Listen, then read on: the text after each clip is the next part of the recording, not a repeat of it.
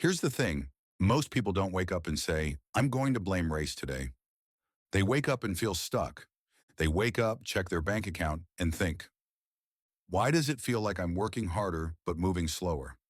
Same hours, same effort, less progress.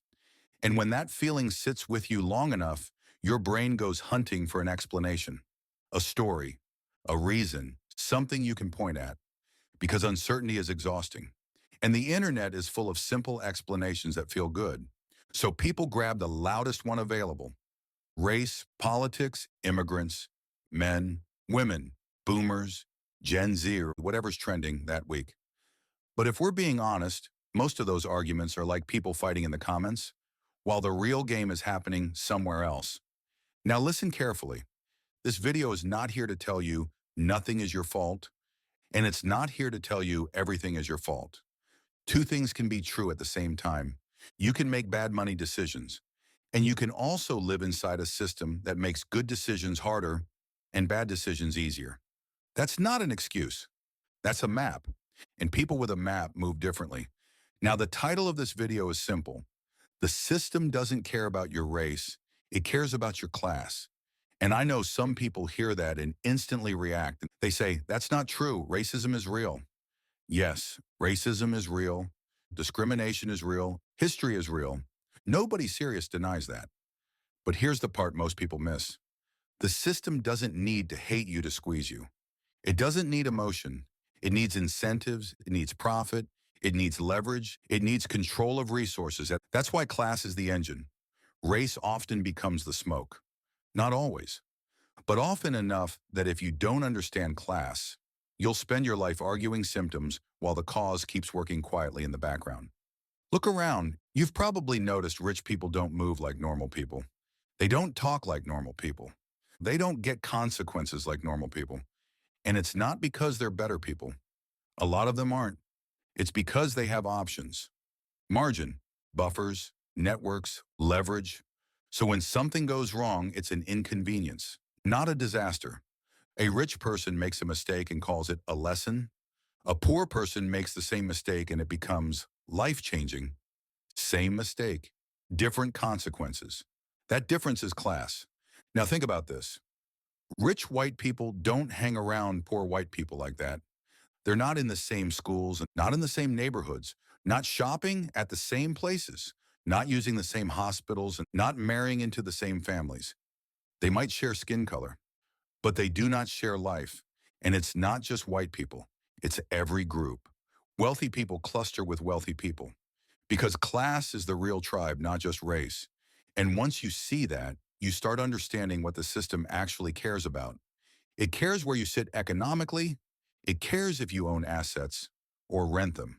It cares if you have bargaining power or not. It cares if you can say no or if you can't. Now let's make it real. Think about being priced out. Nobody has to insult you. Nobody has to hate you. They just raise the price. Rent goes up. Insurance goes up. Groceries go up. Fees go up. And suddenly you're not kicked out. You're priced out. Same result. Cleaner mechanism. And when people say they don't want you here, it's usually not personal. It's economic. They want people who can pay, people who won't create risk, people who increase property value, not because of race, because of money. That's why a broke person of any race can feel unwelcome in a wealthy area. And a wealthy person of almost any race can suddenly get access. Not always, but often enough to notice the pattern. That's class. Now here's where people get confused. They think saying class matters means race doesn't matter. No, race can matter. Bias can matter. But if you only focus on race, you miss the mechanism hitting almost everyone who isn't wealthy. Because capitalism doesn't need racism to extract. It uses whatever works. If racism works, it uses that. If political division works, it uses that. If culture wars work, it uses that. The story doesn't matter, the distraction does. Because while people argue identity, the system collects rent, fees, interest, and data. Quietly, monthly, forever. Look at modern life. Everything is subscription. You don't own your music. You rent it. You don't own your movies. You rent them. You don't own your software. You rent it. And when everything is rented, you're one missed payment away from losing access. That's not freedom. That's controlled permission. That's class pressure. Now, I want to be careful here because I don't want you leaving this video thinking, so I'm doomed. You're not, but you do need to stop believing childish stories about how the world works. Because childish stories feel good, and they keep you stuck. Here's one. If I work hard, I'll be rewarded. Work matters, but reward depends on leverage. Hard work in low leverage positions makes you tired. Hard work in high leverage positions gets you paid. That's why some people work fewer hours and earn more. Not because they're smarter, because they're positioned better. They have skills that scale. They have ownership. They have networks. That's class mechanics. Here's another story. If I stay out of trouble, I'll be safe.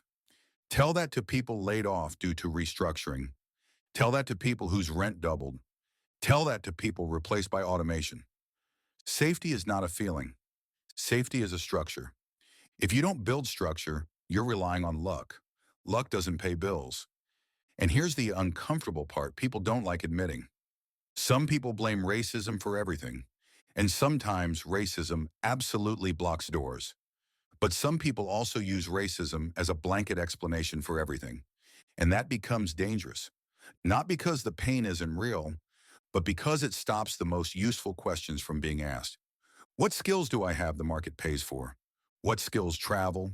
What skills don't depend on one boss liking me? What compounds over time?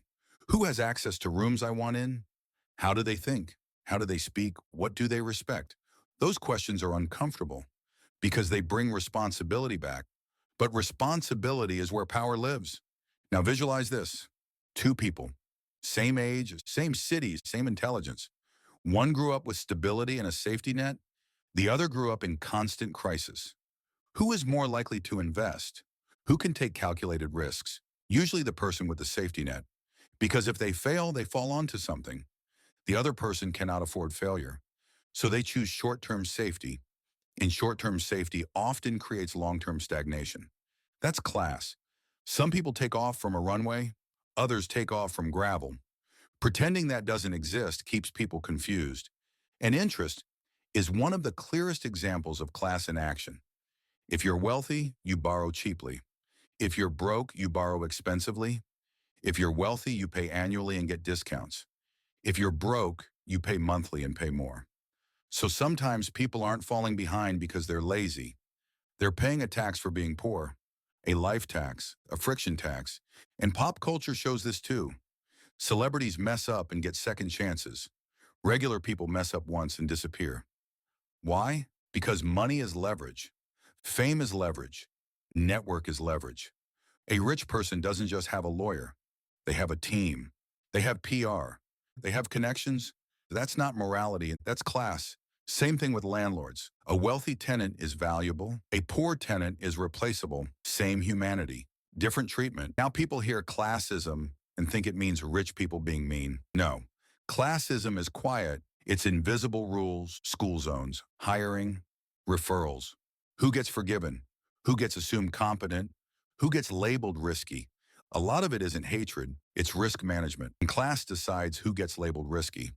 That's why people say things like culture fit. Sometimes that's just a polite way of saying class fit. Now, why do people blame race so hard? Because race is visible. Class is hidden. It's easier to say they don't like us. Harder to say they don't want poor people because that brings responsibility back. And responsibility is heavy. So people choose explanations that feel better, even if they keep them stuck. And here's the part that annoys both sides. Some people use race to avoid accountability. Some people use accountability to avoid admitting the system is rigged. Both are wrong. And both keep the system running perfectly because extremes don't build leverage. They just shout. So let's make this practical. If you don't have savings, you're vulnerable. If you have high interest debt, you're bleeding. If you have no marketable skill, you're dependent. If you have no network, you're invisible. If you can't control habits, you're easy to extract from. That's not motivation. That's mechanics. And they apply to everyone. The system will never tap you on the shoulder and say, hey, I'll stop extracting now. It stops when your position changes. And here's the key. You don't fix the economy. You fix your position inside it.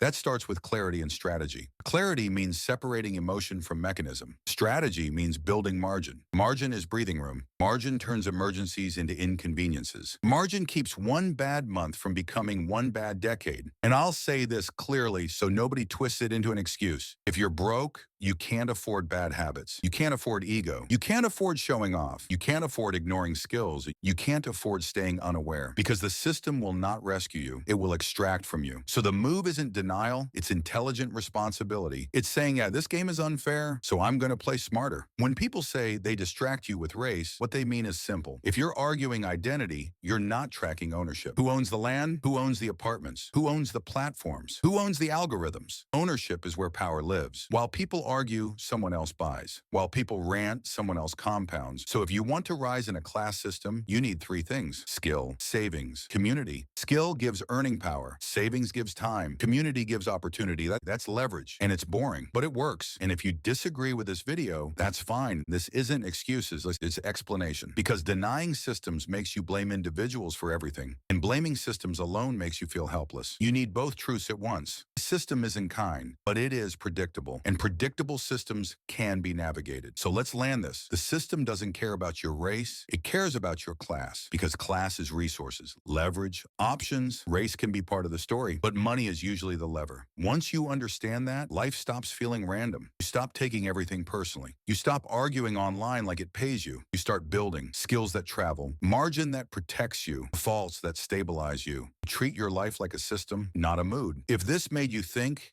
hit like. If you want more breakdowns like this on money, systems, incentives, relationships, and real-life decisions, subscribe. And watch this next video. It connects directly to this one and gives you practical tools for building real margin. I'll see you in the next one.